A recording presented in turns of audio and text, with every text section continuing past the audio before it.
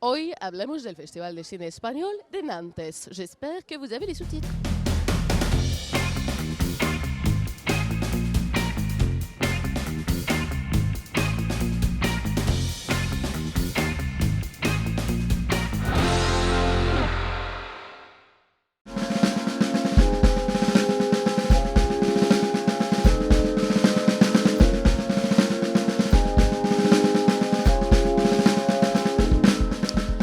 Bienvenue dans Sur Place, l'émission qui se déplace au gré de l'actualité. Vous l'aurez remarqué, il y a des affiches un petit peu partout en ville. La queue devant le 14A, on entend de l'espagnol dans les rues. Pas de doute, le festival de cinéma espagnol de Nantes a démarré. Il va durer jusqu'au 2 avril. C'est la 27e édition cette année avec à l'affiche, vous l'avez vu, Rochi de Palma. Vous pouvez voir 70 films, 50 invités, des films en compétition bien sûr, avec notamment le prix Jules Verne qui est présidé cette année par l'auteur Lydie Salver. On vous propose aujourd'hui une immersion dans le festival de cinéma espagnol et on ne parlera pas de football car il y a bien un match ce soir, mais ça n'a rien à voir.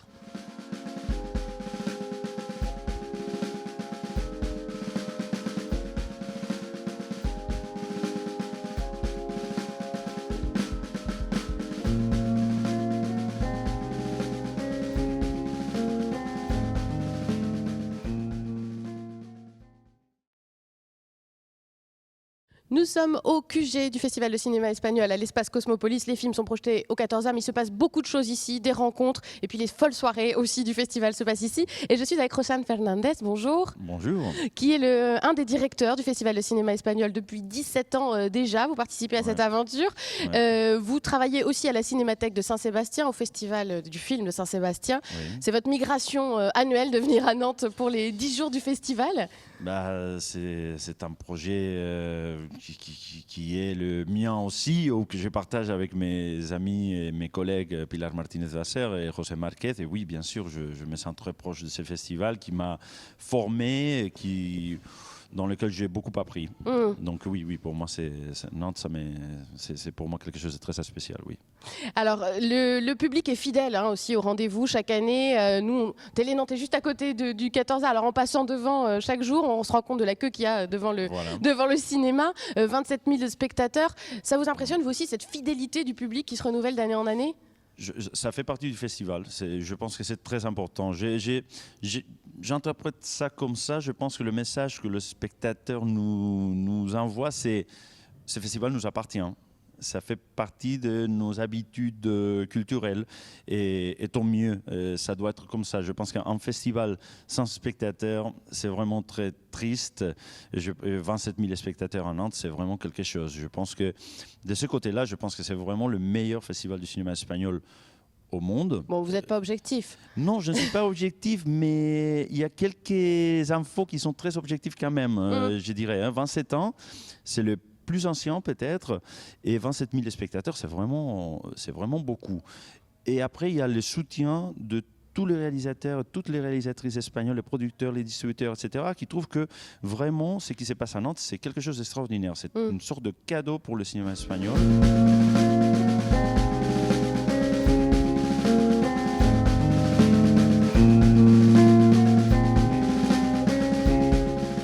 Avec un public qui vous fait confiance, parce que quand on feuillette le programme, quand on n'est pas forcément initié, on ne connaît pas tout, mais viennent, ils sont là nombreux. En fait, ils ont confiance dans la programmation que vous faites chaque année. Bah oui, je pense. Bon, il y a un côté programmation, on va dire, mais il y a un côté aussi talent des réalisateurs et des réalisatrices qui viennent, qui nous montrent leurs films. Parfois, malheureusement, des films qui n'ont pas une distribution ou qui n'ont pas réussi à trouver une distribution encore en France, puisque c'est très difficile, mais le festival peut aider à ça. Et on en a pas mal d'exemples, c'est-à-dire je ne sais pas, de films comme par exemple Escondidas de Miquel Rueda, qui a remporté un prix ici, juste après, et Miquel Rueda, le réalisateur, a trouvé une distribution en France. Ça, c'est très important pour nous aussi, c'est-à-dire une porte ouverte au cinéma espagnol en France, ce qui est toujours compliqué. Oui, le festival a cette vocation aussi, que des films espagnols aient une carrière au-delà des Pyrénées. Ça a été le cas aussi avec La Isla Minima, qui avait très bien marché ici à Nantes il y a 2 ans, en en ouverture du festival. Prix du public. Prix du public, et qui après du coup est sorti en France. Et il y a un petit peu le même scénario qui se répète pour un autre film cette année. Oui, voilà, c'est une maison de distribution française, le Pacte, qui a acheté La Isla Minima. Prix du public ici est sorti en France l'été prochain, et ils vont essayer la même stratégie là cette année avec Que Dios nos perdone, le film de Rodrigo Sorogoyen. Donc avant-première ici à Nantes et sorti juste après, enfin l'été prochain, dans les salles en France. Bon, on va voir comment ça se passe, mais voilà, ça montre bien que même pour une maison de distribution française, le Festival de Nantes compte, et c'est très important. Ouais, il compte parce que voilà, il y a des films talentueux, de réalisateurs talentueux, de grands noms aussi qui se déplacent à Nantes. C'est le cas encore cette année. Il y a 50 invités. Je pense notamment aussi aux 2 femmes qui sont à l'honneur avec toute une série d'hommages. Rosy de Palma qui est à l'affiche de cette année, et aussi Emma Suarez. Toutes les 2, elles seront à Nantes, et il va y avoir un cycle de films pour leur rendre hommage. Oui, tout à fait. Bon, je pense que l'affiche de cette année, n'est-ce pas, a fait un peu l'unanimité. Oui. Je pense que tout le monde est d'accord. Et Rosy de Palma, on vient de faire sa connaissance, et c'est quelqu'un d'extrêmement gentil et une actrice énorme, bien sûr. Non seulement grâce à Almodovar, c'est une actrice almodovarienne, mais voilà, elle a joué avec pas mal de réalisateurs, et elle était très contente, et nous aussi. Et après, il y a Emma Suarez. Ça a été un peu 2016, je dirais, ça a été un peu l'année Emma Suarez, une actrice qu'on connaissait très bien parce qu'elle avait travaillé avec Julio Medem, avec d'autres. Cette année, c'est vrai, elle a travaillé avec Almodovar. Elle a le rôle protagoniste de Julieta. Avec Rosy de Palma, justement. Avec Rosy de Palma, justement. Et elle a travaillé aussi avec Isaac La Cuesta dans le film La Próxima Piel.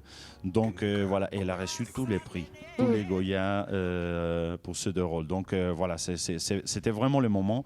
La directrice du festival, Pilar Martínez-Vasseur, l'a rencontrée à Malaga, au Festival de cinéma espagnol de Malaga, là-bas. Et puis voilà, ça s'est très bien passé, et on va avoir la chance, je pense, de la voir à Nantes. Un petit mot aussi des films en compétition, puisqu'on se trouve devant les affiches de tous les films qui sont en compétition pour le prix Jules Verne, qui est présidé cette année par Lydie Salver. Encore aussi une femme de renom qui participe à ce festival. Il y a une grande diversité dans les films qui sont proposés. Il y a à la fois des choses très grand public et puis des films plus exigeants. Oui, voilà, je pense que c'est un peu le but du festival, n'est-ce pas ? 8 films en compétition. Je pense que Nantes nous donne vraiment l'occasion de voir ce qui s'est passé dans le cinéma espagnol en 2016 et 2017, n'est-ce pas ? Des films qui n'ont pas eu encore une sortie commerciale en France, c'est-à-dire c'est des inédits. C'est quelque chose que le festival nous apporte aussi. Et puis voilà, une sélection officielle qui veut être d'un côté grand public, mais aussi parfois des films d'auteur qui sont plus exigeants. De 2 côtés, c'est-à-dire, mais Nantes le Festival de Nantes a un rapport très particulier avec le public, donc pour nous, le public, c'est important. Et il sera encore une fois au rendez-vous. Il est au rendez-vous pour cette 27e édition. Il ira jusqu'au 2 avril pour profiter de l'ensemble de la programmation. Merci beaucoup. Tal vez o visen, pode ser. Tal vez aínda o poidamos ver. Pero digoche unha cousa, non todo o que ten corpo está vivo. Nous sommes toujours à Cosmopolis avec Pedro Rivero et aussi Victoria Saez qui va traduire les réponses de notre invité, qui est le co-réalisateur de Psychonautas, Los Niños Olvidados, qui est à l'affiche de ce festival de cinéma espagnol que vous pourrez voir encore dimanche 2 avril à 18h15. Alors, ma première question, bonjour tout d'abord évidemment, hola. C'est un film d'animation que vous proposez dans le cadre de ce festival, très original. Est-ce que vous pouvez nous résumer, c'est assez compliqué, mais quelle est l'intrigue de ce film ? Bueno, Psychonautas está basado en un cómic. Psychonautas est basé en fait sur une bande dessinée qui a été dessinée par le co-réalisateur Alberto Vázquez. Et c'est une histoire fantastique qui raconte l'histoire de personnages qui essaient de fuir d'une réalité qui est un petit peu difficile. C'est une île qui a subi une catastrophe industrielle et donc ils cherchent un endroit meilleur que celui qui les entoure. C'est une parabole pour d'adolescents justement justement qui cherchent toujours à fuir un petit peu la réalité qui les entoure et trouver un monde un peu meilleur. Ce sont donc des dessins animés qui reprennent un petit peu les personnages comme ça aimables qu'on a l'habitude de voir à la télé par exemple, mais au lieu de raconter une histoire amusante, gaie, eh bien c'est plutôt une histoire qui est très proche de la réalité et qui est peut-être qui nous entoure et qui est peut-être pas adaptée à tous les publics. Ce film a remporté cette année le Goya du meilleur film d'animation. Alors le Goya, c'est l'équivalent de nos Césars français. Votre premier film en tant que scénariste, Goomer, avait aussi reçu un Goya en 2000. Vous avez aussi obtenu un Goya, je crois, avec un court-métrage. Vous êtes abonné aux récompenses, en fait. Peut-être qu'il va falloir que je travaille encore plus et que je fasse d'autres films pour que je puisse continuer d'être abonné au Goya. On est très content de cette reconnaissance. C'est vrai que pour le film de Psychonautas, parce que ce n'est pas un film pour tous les publics et c'était quand même un pari un peu risqué et peut-être que ça peut animer, stimuler d'autres artistes de s'engager un petit peu dans cette voie justement, de faire des animations pas seulement commerciale, destinée au popcorn, et d'aller peut-être un petit peu plus dans cette voie-là. Vous avez dit lors de la présentation du film hier soir à Nantes que le public français était le meilleur public du monde. Alors je trouvais que c'était très flatteur pour nous. Pourquoi vous dites ça et surtout, est-ce que vous l'avez vérifié hier auprès de ce public nantais qui a découvert votre film ? No, por supuesto, el respeto y el cuidado. C'est vrai que le respect et l'attention qu'il y a aussi de la part du public français pour tout type de cinéma et l'animation en particulier, mais c'est enviable en Espagne, parce que ce n'est pas le cas là-bas en Espagne. Et il y a un public ici qui est vraiment préparé à lire des bandes dessinées pour adultes et à y avoir tout type de cinéma.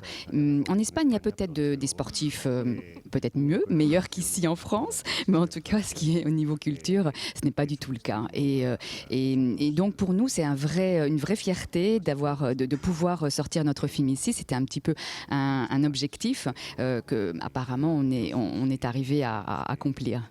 Je rappelle que la prochaine projection, c'est ce dimanche 2 avril à 18h15, Psychonautas, Los Niños Olvidados. Merci beaucoup, muchas gracias. Et merci aussi à Victoria pour la traduction.